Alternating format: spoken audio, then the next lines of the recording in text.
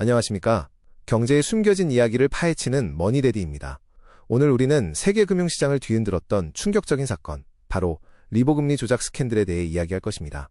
세계 금융의 나침반이라 불리던 리보가 어떻게 신뢰를 잃고 역사 속으로 사라졌는지 그 모든 진실을 파헤쳐 보겠습니다. 오늘 발표는 총 5가지 핵심 주제로 구성됩니다. 첫째, 리보 금리가 무엇이었는지 그 정체를 밝히고, 둘째, 어떻게 조작되었는지 그 전말을 들여다봅니다.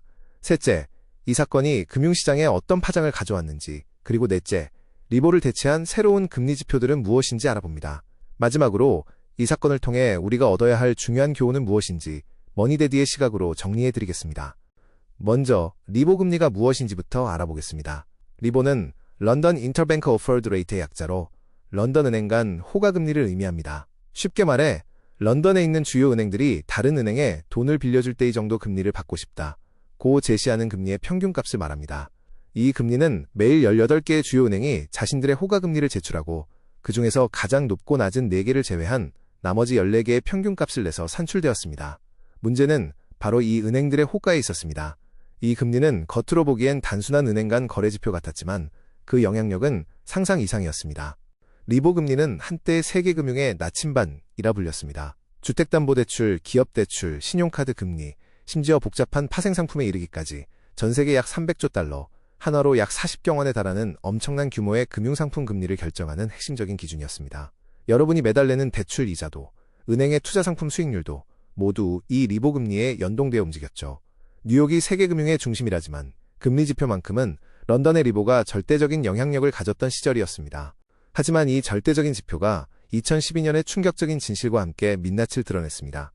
바로 리보 금리가 은행들의 담합과 거짓 보고로 조직적으로 조작되어 왔다는 사실입니다. 전 세계 금융시장은 물론 일반 투자자들까지 경악시킨 초대형 스캔들이 터진 것입니다. 그렇다면 은행들은 왜 리보 금리를 조작했을까요? 크게 2가지 동기가 있었습니다. 첫째는 은행 이익 극대화입니다. 은행들은 자신들이 판매한 변동금리 대출 상품의 이자 수익을 늘리거나 자신들이 보유한 파생상품의 가치를 조작하기 위해 리보 금리를 인위적으로 올리거나 내렸습니다. 몇몇 트레이더들의 개인적인 탐욕이 시스템을 흔든 것이죠. 둘째는 건전성 위장입니다. 2008년 글로벌 금융위기 당시 은행들은 자신들이 부실하다는 사실을 감추기 위해 실제로는 자금을 비싸게 빌려야 함에도 불구하고 우리는 돈을 싸게 빌릴 수 있을 정도로 건전하다고 거짓말하며 낮은 금리를 제출했습니다. 이런 거짓 보고는 금융시장의 불확실성을 더욱 키웠습니다. 이들은 서로 이메일과 메신저를 주고받으며 내일 리보를 얼마로 제출하자고 은밀하게 담합했습니다. 바클레이스, UBS, RBS, 도이치뱅크 등 다수의 글로벌 투자은행이 연루되어 천문학적인 벌금을 부과받았습니다. 리보 조작 스캔들은 단순히 몇몇 은행의 비리가 아니었습니다.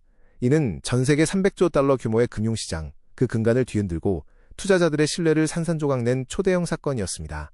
조작된 리보 금리로 인해 수많은 기업과 개인들은 불필요한 이자를 지불하거나 투자 손실을 입어야 했습니다.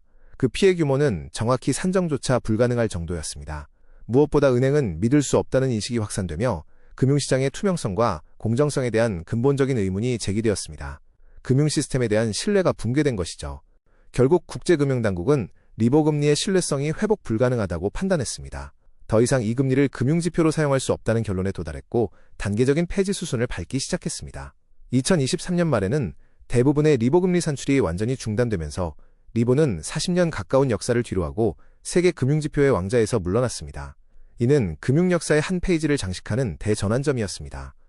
리보가 사라진 자리는 비워둘 수 없겠죠? 각국 중앙은행과 금융당국은 새로운 지표금리들을 마련했습니다. 이들은 무위험 지표금리 RFRS라고 불리며 가장 중요한 특징은 실제 거래를 기반으로 한다는 점입니다. 미국의 경우 SOFR, Secured Overnight Financing Rate가 리보를 대체했습니다. 이는 국채를 담보로 하는 환매 조건 부채권 RP 시장에서 발생하는 실제 거래 금리를 기반으로 산출됩니다. 유럽은 ESTR, Euro Short-Term Rate, 영국은 SONIA, Sterling Overnight Index Average 등이 리보의 자리를 대신하고 있습니다. 이제는 은행의 주관적인 호가가 아닌 실제 시장에서 이루어지는 거래 데이터를 바탕으로 금리가 정해지기 때문에 조작 가능성이 현저히 낮아졌다는 평가를 받고 있습니다. 리보 조작 스캔들은 우리에게 중요한 교훈을 남겼습니다. 아무리 견고해 보이는 시스템도 인간의 탐욕과 욕망 앞에서는 무너질 수 있다는 것입니다. 그리고 절대적인 신뢰를 맹목적으로 부여해서는 안 된다는 사실을 일깨워 주었습니다. 우리는 이 사건을 통해 금융지표는 반드시 실제 거래를 기반으로 투명하게 산출되어야 한다는 점, 그리고 시스템의 감시와 견제가 제대로 작동해야 한다는 점을 배웠습니다. 또한 우리 투자자들 역시 복잡한 금융상품에 투자할 때는 항상 그 이면에 숨겨진 리스크와 산출 방식을 꼼꼼히 확인하는 지혜를 가져야 합니다. 역사는 반복됩니다. 리보 스캔들을 통해 우리는 현재의 금융 시스템이 얼마나 투명하고 안전한지 끊임없이 질문해야 할 것입니다. 오늘 머니데디의 심층 분석이 여러분의 금융지식 함양에 도움이 되셨기를 바랍니다. 과거의 사건을 통해 미래를 내다보는 현명한 투자자가 되시길 응원하며 저는 다음에도 더욱 유익하고 흥미로운 경제 이야기로 찾아뵙겠습니다. 궁금한 점이나 추가로 알고 싶은 금융 이야기가 있다면 댓글로 남겨주세요. 감사합니다.